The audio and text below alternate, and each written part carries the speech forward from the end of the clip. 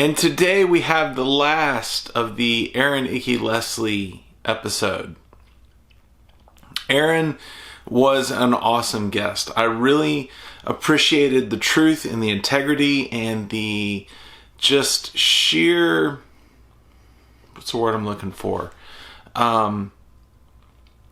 Transparency with which he approached the entire interview. There wasn't anything that was off limits. Everything was in play. And we had a really, really great time. I'd like to thank him for being on the show. I think I'm going to start calling it the Michael Rollins Show because I don't have a better name for it. And anyways, it was really awesome. In this episode, we get super nerdy about cameras. Like, we get super nerdy about cameras. If you want to know more about how to operate cameras, this episode is for you. I'm going to leave it at that, and I'll talk to y'all later. Bye. I know, for me, the effort I'm putting into just putting out these interview series. And I know you, like that edit that you, like I actually, we little side note here, folks, we had a momentary break and I wanted to test my connection. So I went and watched Home again and, put it on 1440K or 1440K and or P, whatever it is. And just, it was good. But I mean, when you watch that video, did the edges like around here, like seem kind of fuzzy? Yeah, like pixelated for you? It depends on, this goes back to something that I discovered a while ago. Actually, a buddy of mine, oh God, I can't forget his name. He'll kill me. It's late. It's late. I know it is late. Hold on, I'm gonna cut this. I'm just gonna look up his name real quick. Anthony Bennett. So a buddy of mine, Anthony Bennett, he and I were talking, and he mentioned that if you upload at a certain resolution, you pick up the what is VP9. it? VP9 codec, except on Apple products. Really? Yes. There's so a certain if you're on setting you have to go through to do it, I think, in your browser. No? Apple, so if you're using Safari or if you're using an iPhone, Apple does not natively support VP9. They support H.265. Yeah. MP4. Yeah. And so if you are watching YouTube or any of the stuff that we do on an Apple device, which, I've got here in my pocket. So even if my stuff gets uploaded as a VP9, a higher quality codec, somebody that's watching it on Apple product sees a lower quality video? They get they get the H.264 codec. I'm going to lose sleep over that now. You realize that? I'm so sorry, man. I hate to do that I to am you. like a quality king, dude. Like I will stress over quality so hard, and like and that's with not to mention the fact that none of the YouTube video, even VP9, is not great at tracking high motion. Right. Like if I just sit here and I just talk, it looks phenomenal in 4K. Yeah. But I've actually gone out with my Session 5 and filmed in 4K in wide format and compared what it looks like when it's uploaded. Yeah. And it's still, even pushing a true 4K and not upscaling it, you can see some of the pixelation in the sides. And I don't know if that's an artifact of VP9 and fast motion or if it's bit rate. Yeah. I will say this. You know this now because we were talking about this earlier. Matching your shutter speed with your frames per second, is important. More so now that we're having to deal with YouTube and their compression issues and everything else. Because if you're already adding, too much stutter in between the frames or too much motion blur in between the frames, it's just going to be exponentiated based on their compression ratios. So if you can get your shutter speed to match or to be twice your frames per second, it's key. And that's why natively, just innately, when we see an FPV video, it looks so beautiful and amazing. It's because they have an ND filter, their shutter speed is set, not on auto, and it's done correctly, and it's the correct exposure. Yeah, it's juicy. Yeah, it's got color grade and everything else. But at the end of the day, your shutter speed is what's really key, and that's what's going to show out. It's going to shine out through the edges of the blurriness and everything down there. Because if you do everything wrong, and then YouTube compresses everything wrong, it's just going to be a blob. Right. So you flew home with an ND filter, right? Yeah.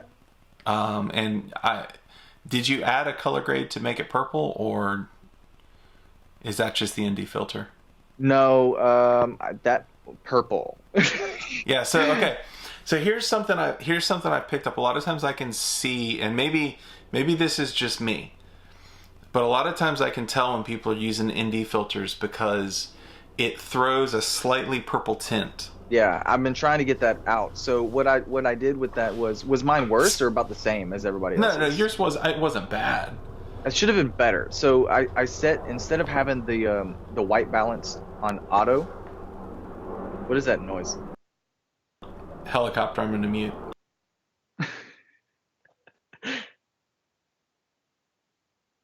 We'll just wait. It's weird because I can't hear you. I can't do it. Yeah, dude. As a side note, we'll just cut this out. I'm in Class C for Naval Air Station Oceana. Yeah. And I'm literally right on the edge of Class C.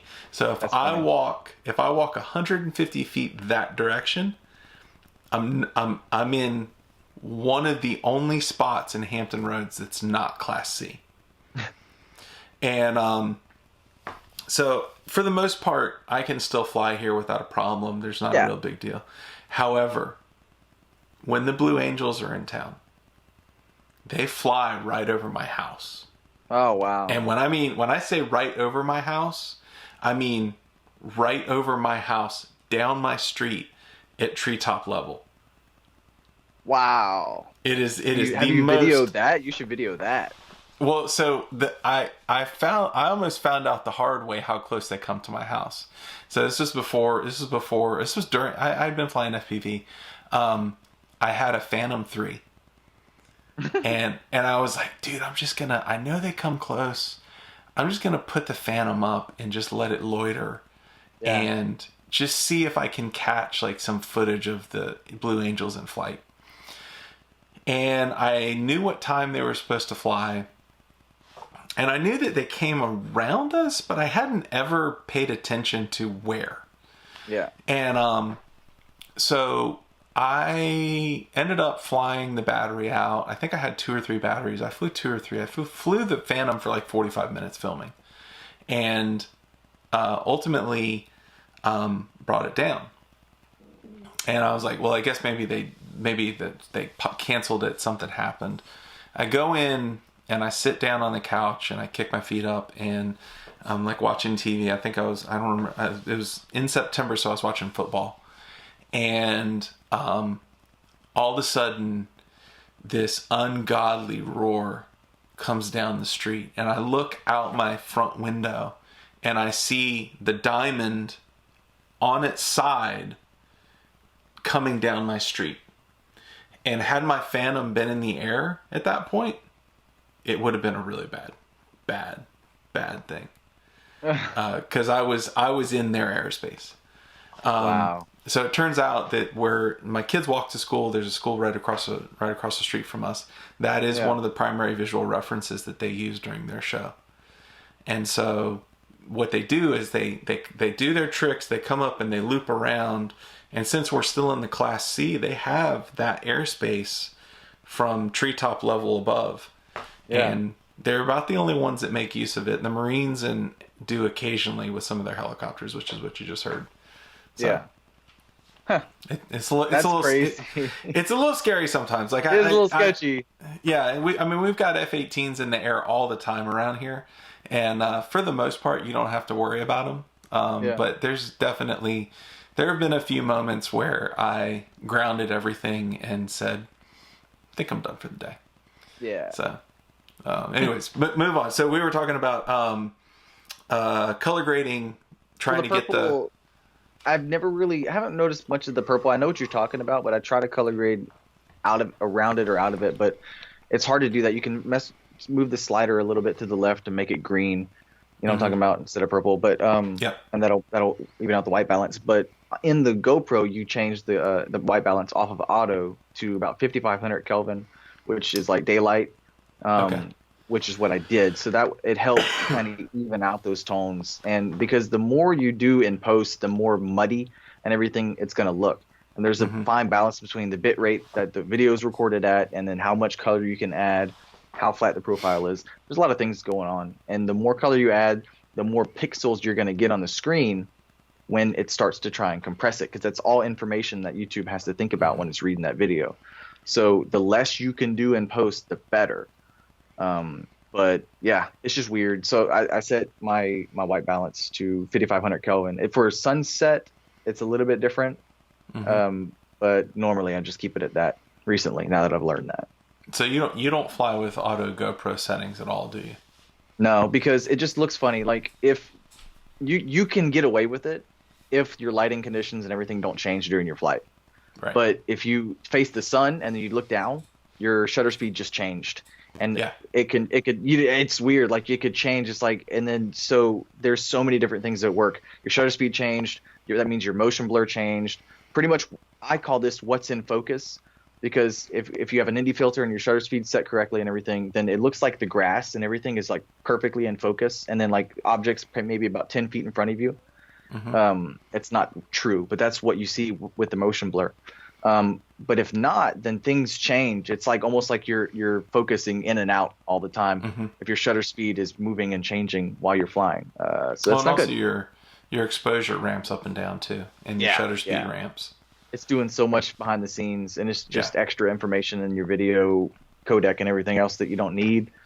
So yeah, just get it right the first time. But like, so if you don't want to put it on, if you can't put it up to the correct shutter speed, which is double your frame rate, go a little bit higher. Like, if you can't put it at 120, then put it like whatever the one under that is, and just at least have it set.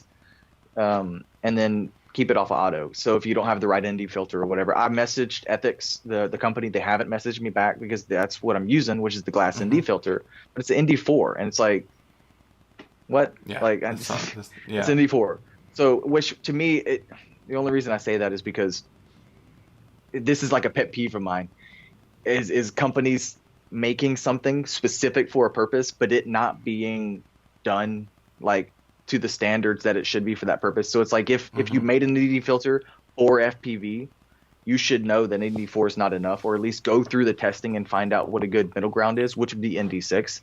Because, and I messaged him, I said, look, if you take your GoPro right now, whichever one you have, and you set your shutter speed twice the frame rate, and you go outside right now, midday, the sun, it doesn't get brighter tomorrow than it is today. If the sun's in the sky and there's no clouds, it is the same brightness as it was yesterday, if there's no clouds. So there's no variables. That's your standard. You go outside, you look, and you say, put an ND filter on, and you say, okay, in ND4, I'm still overexposed at twice the shutter speed. What does that tell you immediately, without any science, is that I need more ND. And that's the case, no matter what. If you go outside and it's slightly cloudy, it's still overexposed with ND4 and your shutter speed is set correct. So now I've got to go and post and do things and set exposures and everything. ND6 is what you would need to have a decent exposure. I would almost say ND8, but then you have to start changing some settings as well. And ND6 is weird in the dark. Yeah, so ND6 is perfect for a perfectly bright day. ND4, you have to almost set your stuff on auto and just let it do what it does because it's overexposed, which I've noticed in my testing. That was golden hour, ND4 for golden hour. That's money. Yeah. ND4 during the day, a regular day flying at the park, it's going to be overexposed. You got to put it on auto. So that's my issue I have with that. I can totally see them releasing an ND4 specifically for flying at golden hour, though. Yeah. And just so we're getting so nerdy camera here, but this is good. Sorry. This is good. Okay, so In case anybody doesn't know what golden hour is, it is that hour just before sunset or just after sunrise. And you may be able to explain it better, but basically the light is softer, and since the light is softer, it's more indirect, and therefore it's fuller. Yeah. And so you get better exposure. You can open your aperture higher, which GoPros don't have an aperture. Yeah. Or they have a set aperture. Yeah. But your shutter speed, or sorry, your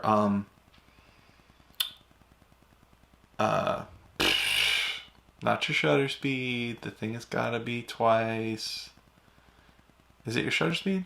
Yeah, your shutter speed. Yeah, your shutter. Okay, your shutter speed. So if you're your frame rate and shutter speed, at like 30 frames per second, 30 FPS is going to be 1/60 or whatever for your shutter speed, or on up. Yeah. So when you record, or when you actually render, okay, do you render to 60 frames a second or 59.97, or do you render to 24, or what do you render to?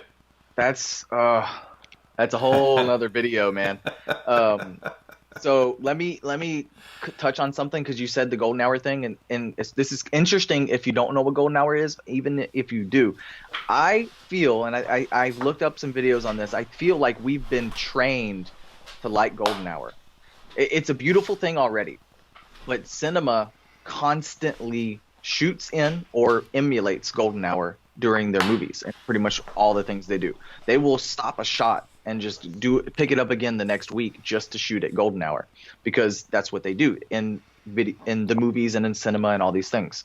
Mm-hmm. You'll never see hard lighting in any of this. Mm-hmm. So we're being trained to like it. So it's just one of those things where it's like, that's what you do. That's what you like. Color grades are always emulating it. The teal and orange color grade, it emulates golden hour no matter what your footage is. Lower that exposure a tick, put a teal and orange on there, it's money. But I just pulled a U and forgot what we were talking about. What were we talking about? By the way, we're so far off of my questions. I'm sorry. You're the one that wanted to get on the camera stuff. This is great. I definitely learn. It's interesting because it's hard to, you get these new pilots and they're like, I'm just going to slap a GoPro on and go. And it's hard. Like, the GoPro does so much for you automatically. Yeah. That it's easy to use it as a crutch. And like, I still do to this day, I still do not control I've attempted to play with it. I don't have an ND filter. I don't have a good ND filter set up. Yeah. And I'm not yet willing to stick an ND filter on my GoPro. Yeah.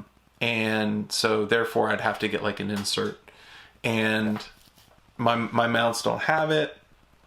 So I did a lot of messing around for a little while with, locking the shutter speed, and I got some interesting footage out of it, but I also got some overexposed footage when I forgot. Yeah. I forgot. Yeah. And so that definitely has been, changing things like your ISO. And anyways, if you at all are interested in filming like really good drone footage, then understanding the basics of exposure, ISO, shutter speed, frame rate, all of that will make you a better filmer in general. I remember what you asked me about what I record in and export in. So and I said it's like a whole other video, because it is, and I'm making a video about that. Okay. Because I record with my vlog camera, or if I'm taking B-roll, everything, 24 frames per second, because it's cinematic. It is the cinematic frame rate, because if you're been trained to all these things. Yes, exactly. So 60 FPS is so gross. I'm sorry, but so. The problem is if we record at 60 FPS or at 30 FPS with our drone footage, and if we slap them on the same timeline, one or the other is going to look like garbage. It just happens. So I had a very small, quick snapshots of my B-roll in home, so it wasn't as noticeable. But what I end up doing is I'll take and I'll make a 24 frame per second timeline because 90% of my footage has some 24 FPS in there. And trying to get 24 to look like 60 is impossible. Right. You can make 60 look like 24, but what you have to do is you have to interpret the footage, which means you tell your computer to read the 60 FPS as 24. If you have any understanding of that, which you would know would look like slow motion. Then you have to take your footage, multiply it by 250% to get the original flight speed. So that way you don't lose any frames, because otherwise what it does, if you just slap your 60 FPS on your 24 FPS timeline, it literally gets rid of half the frames. It just they don't exist anymore, and it looks like crap. So that's why you have the weird stuttier footage, and it bothered the crap out of me. So that's when I've started to research and trying to figure out what to do. That's the best I can come up with so far. Yeah, if I take this out, it doesn't. So the codec that I like to film in doesn't have a 24 frames per second. I can get 24 frames per second on this camera. Yeah. But I'm always trying. If I'm filming, I'm always at some point matching it up to 60 or 30 frames per second on the GoPro. Yeah. And so I've just kind of copped out a little bit and gone with 30 frames per second on this. Okay. I would just say to just record at 60. The only reason I would say not to is because of the lighting conditions. You have to kind of account for that, but also it's twice the file size. It is, but you know what? It really pisses me off now, and this pisses me off a lot, is I can tell the difference now. Like, I can look at footage. Like, I was looking at a really well-known pilot's vlog footage the other day, and I was like, oh, he filmed it in 60 frames per second. God, it looks awful. It's lazy, and it's smart because you don't have to do anything in post. Right. And it's easier to just slap stuff on, and I get it, but it's like, But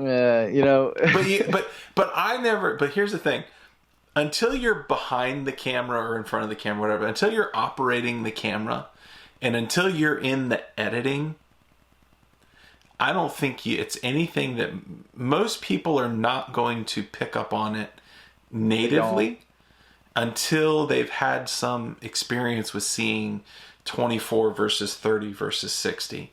And 60 when we're flying looks spectacular. Yeah. Right? And so everybody just thinks, oh, well, 60 frames per second, it's just what we should film in. I have theories behind that, behind why we like 24 so much, besides the fact we've been trained to by Hollywood. And then why 60 frames per second looks so good in flight footage, which pretty much the short version is it emulates what we see. And this is the same thing that goes with your f-stop, with your depth of field and everything when you're taking video in the blurry background. Emulates what we physically see with our eyes in real life. Because if you put an image on a TV, you're looking at it with your eyes, and it's like looking through a telescope with a telescope. It's weird. But if you do it right, if you have your depth of field set correctly and you're focused on just the subject instead of the background and the subject, it's easier for your mind to imagine being there and seeing it like you're seeing with your own eyes. So 24 frames per second emulates the motion blur we see in real life with our eyes. And now that I've said that, when you start to look around, you're going to be conscious of actually like the motion blur that you see. If you look at an object, how the bokeh in the background, like right past it, and you realize that like we're just have lenses, literally, and that's our eyes are set to a certain, setting, and that all we're trying to do is emulate exactly what we see with our eyes. So 60 FPS is going to be a little more juicy because we can't process. It gives us more information to process. Like 60 FPS has scientifically been proven that that's as fast as we can process anyway in our brain and all this stuff. I don't know how much testing and science they did, but anything past that, like we can't process that. So that's why anything other than that is 120 FPS is crunched down to slow motion. Yeah. So, yeah, that's good stuff. So let's thank you for nerding out with me on cameras. Sorry. Yeah, let's do some. You got some real questions. No, dude, that was beautiful. That was great. I can totally go all night with that stuff.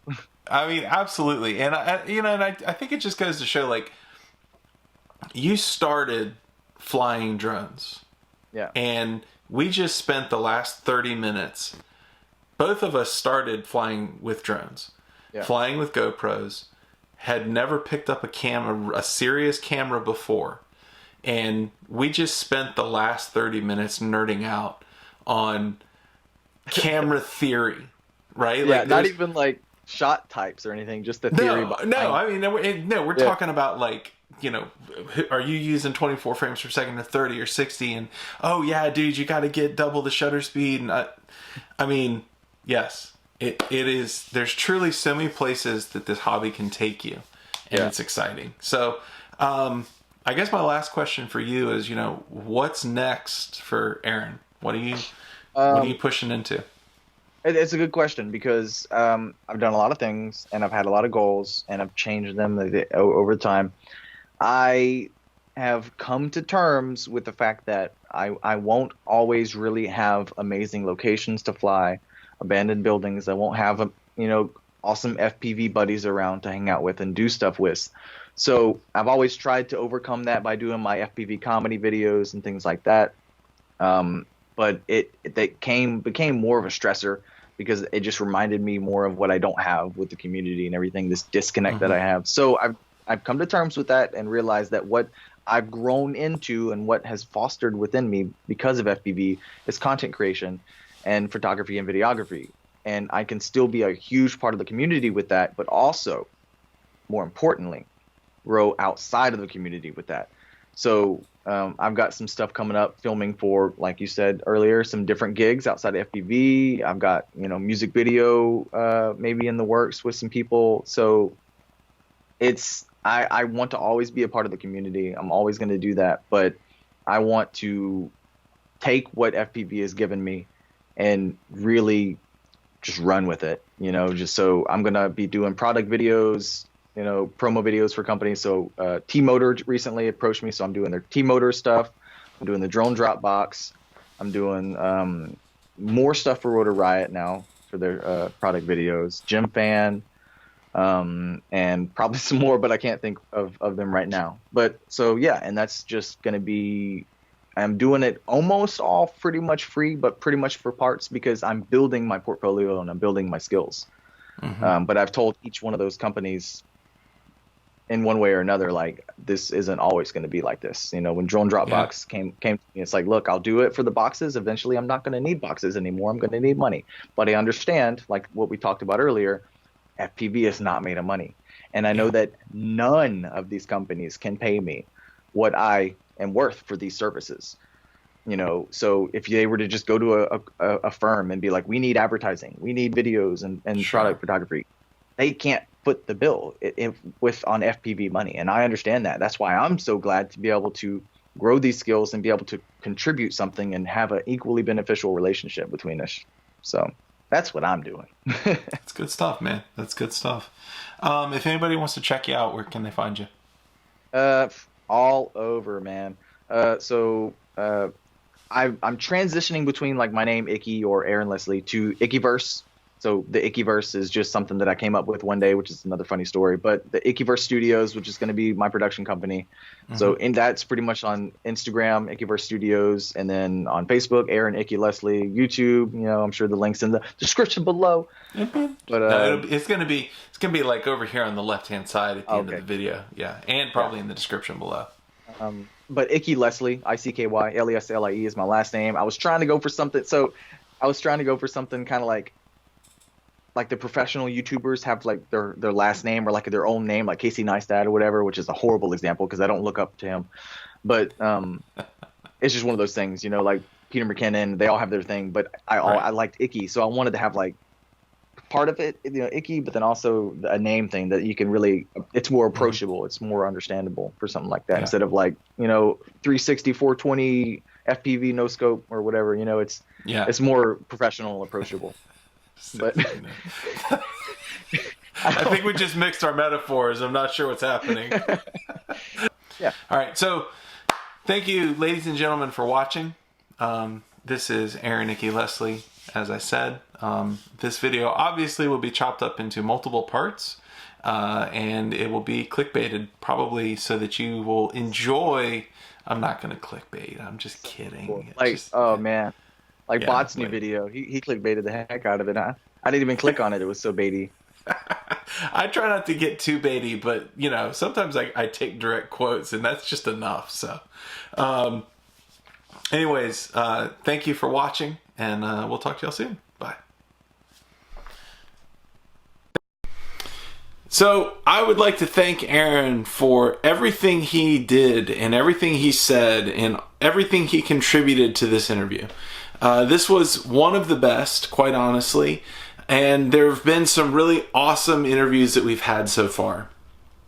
It was just a true pleasure to speak with him, and I thoroughly enjoyed it.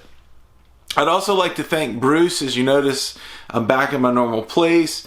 Bruce is at his house, and he's a little hung up right now, so he couldn't get back over here to finish out the segment with me. But maybe one day Bruce will show up in the background. You never know. Anyways, I would like to thank you all as well. Do all the things that you always do. And, Aaron's, Icky's stuff is going to be up on the side. So like, subscribe, comment, etc. Do that for him as well. I thank you for all of your time. I'd like to thank Aaron one more time, and I will definitely see you very soon. Talk to you soon. Bye.